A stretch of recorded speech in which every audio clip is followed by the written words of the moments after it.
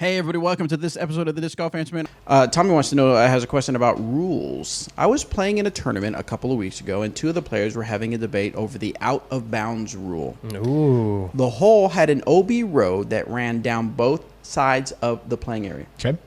The one player's disc went OB over the road, and that side of the playing area's ground curved down to the road a little bit. When the player brought it back inbounds way past the meter relief, and one of the guys in the card told him he only gets a meter, he said he gets an unlimited amount of relief going backward on the disc's flight path. The 1 meter back in was not unsafe or anything. It just wasn't flat ground, and that is what he wanted to stand on. What do you all say was the correct thing? Should he have been able to go back as far as he wanted? He ended up just taking the meter relief, so he was standing inbounds, but he was not happy about it. The other player told him to take a provisional, but he opted not to. Thanks, and I look forward to the show every week. Okay, so the misinterpretation here is that you get infinity backwards once you've gone out of bounds on the line of play to the basket, Correct. Not from where the disc was flying.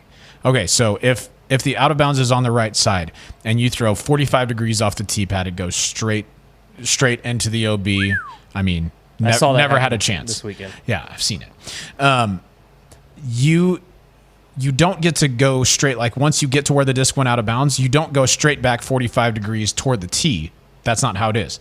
You can take your meter inbounds from the road, and then as far back on the line of play from that line to the basket, you can go back as far as you want there. Mm-hmm. Now, it sounds like what probably would have been the situation here is once he takes that meter in from where it went out of bounds, your infinity backwards probably runs you into the OB, maybe just a few feet behind you.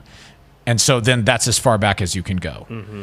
That's really all that you can do. And you can't take a meter out, then back up, then a meter out, then back up. Once you've run into that OB line backwards, yes, that's the limit of how far back you can go. Now, you can re-tee. You can always re-tee. Mm-hmm. That's always an option for you.